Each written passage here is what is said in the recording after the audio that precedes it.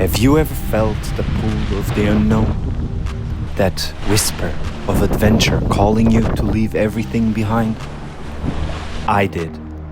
No experience, no safety net, just a dream, bigger than myself. So I took the leap. I left the ordinary behind and stepped into a life at sea, a world of endless horizons, high risks, and raw freedom.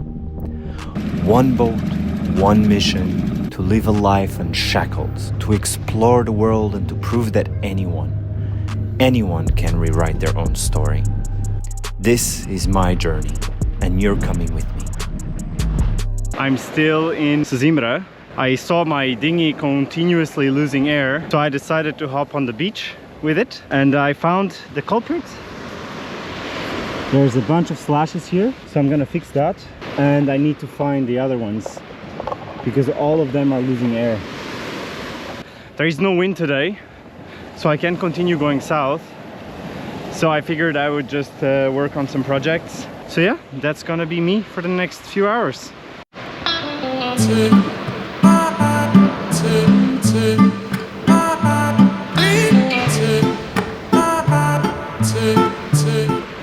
It says to wait 12 hours, but I'm not gonna be here 12 hours. So hopefully the fact that it's sitting in the sun is gonna make it 30 minutes. Otherwise, I have to do it again. It's okay. Oh, this looks like the Harry Potter's car. That's funny.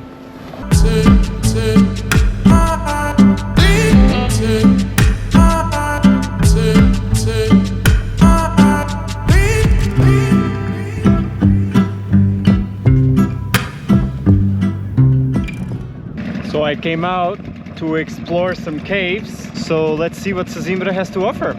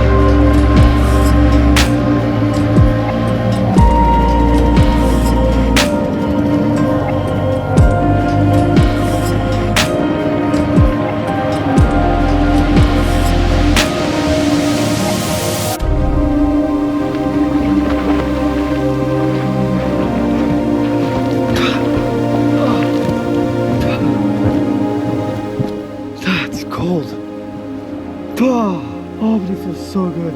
That is like mega cold. Oh, but it feels so good. I think that's the first time that a cold, wet dip felt so good. And this water, honestly, it looks like Maldives. That's incredible. Like, to be able to just hop on the dinghy and just come to these places, have a dip, life's amazing. Let's head back, get some stuff done. So tomorrow I'm attempting to go from Sesimbra, where I am at the moment. This is where I came from. This was my first night here. And then I went here. And then I crossed here. And this is 4 times the length. This is what I'm gonna try and do. This is very scary for multiple reasons. One of them is that the overall duration is 12 hours, which means that I'm gonna arrive here at night, and I've never night sailed, so that's gonna be fun. The wind, I'm doing this because after Saturday the wind dies for a few days and I would be stuck in Sinj.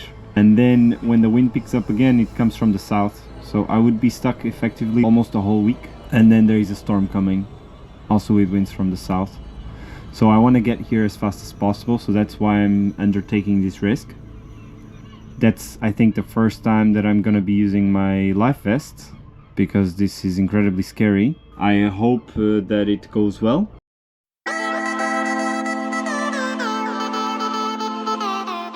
Good morning. It's raining, it's grey, but we have to get to Faro. We have good wind, so that's what we are going to do.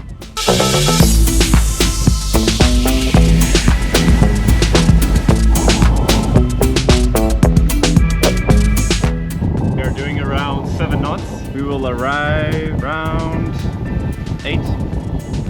We have 17 knots of true wind speed. And we have a long way to go. The pilot is on. The batteries are not very charged and there is no sun. So I might have to run the engine, but let's hope not, because I'm on a mission to save this planet, so it would be good not to waste too much fuel.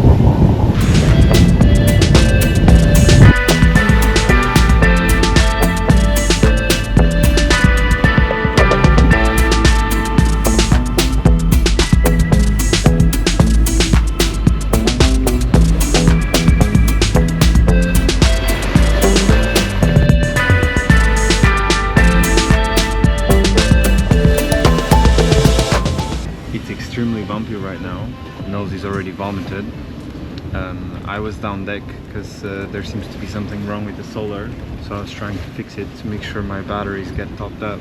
I'm also seasick. We are now the furthest I've ever been from shore.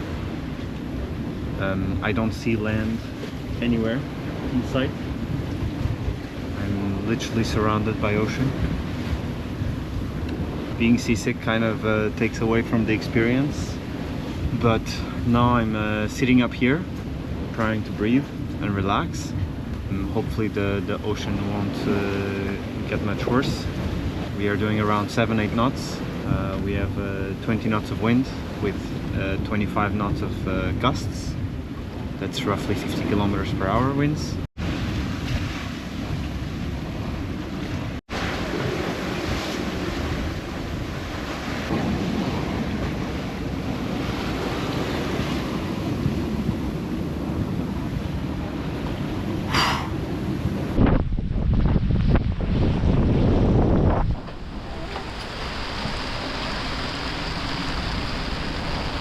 So what I'm doing now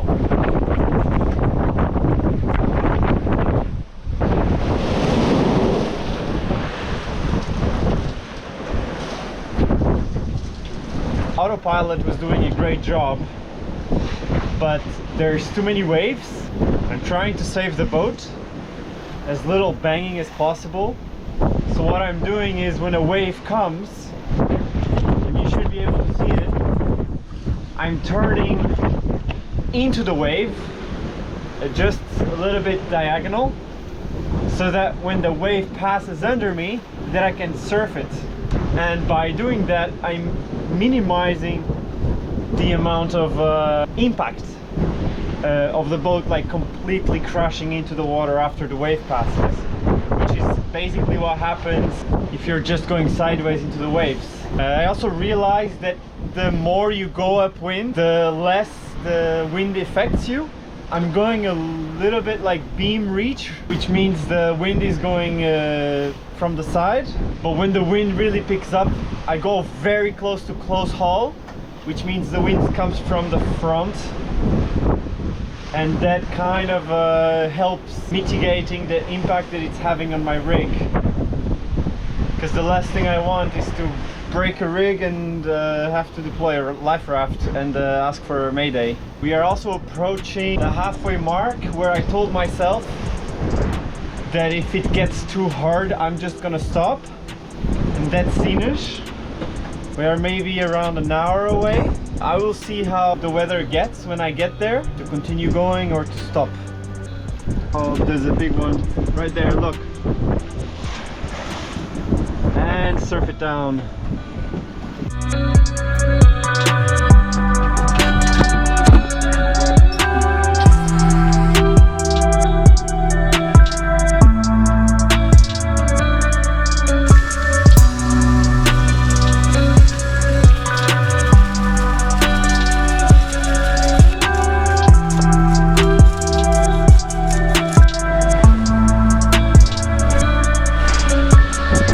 About to go down. We are halfway. We are currently doing 7 knots. Navigation is saying that I'm arriving at midnight. 7 hours to go. Let's hope if that's the case. This is going to be my first night sail. I don't know what to expect, but I hope my night vision is good.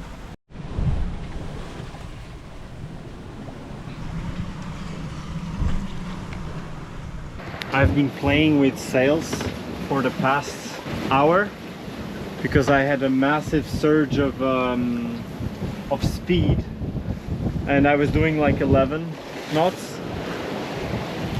So I took down the sails really fast, and then it slowed down to 3 knots. So now I'm trying to find a middle term. I'm also very close to crossing the bottom into Algarve.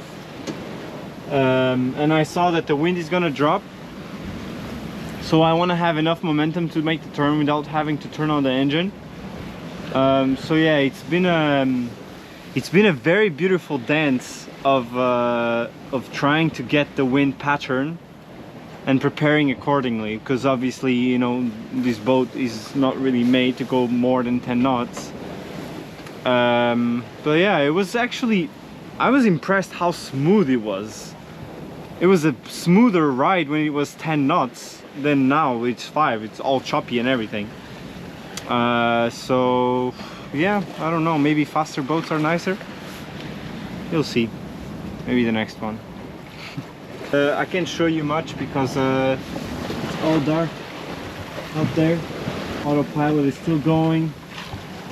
I'm a little bit seasick, but we are almost there. 4 hours to go. I am passing my first cabo very soon. You can see here I'm almost passing the southern western most point of Europe. Currents here are absolutely horrendous. You look at the water illuminated by the moon, and you see water going everywhere. So I don't know how people do this on a sailing boat if there is no wind, because I don't think the engines on these boats are powerful enough to get away from such currents. Very curious if when we pass the actual cabo, if it's gonna be like super strong wind. So my plan is a few nautical miles before I'm going to trim the sails down, leave maybe just the Genoa, and then from there until my anchorage it's yeah, it's maybe 10 minutes. So maybe I motor. I'm avoiding motoring at all costs, also because this is Orca area and I spotted them earlier. So I'm like, I don't want to make a lot of noise because I think they are attracted to noise. That's how it's going.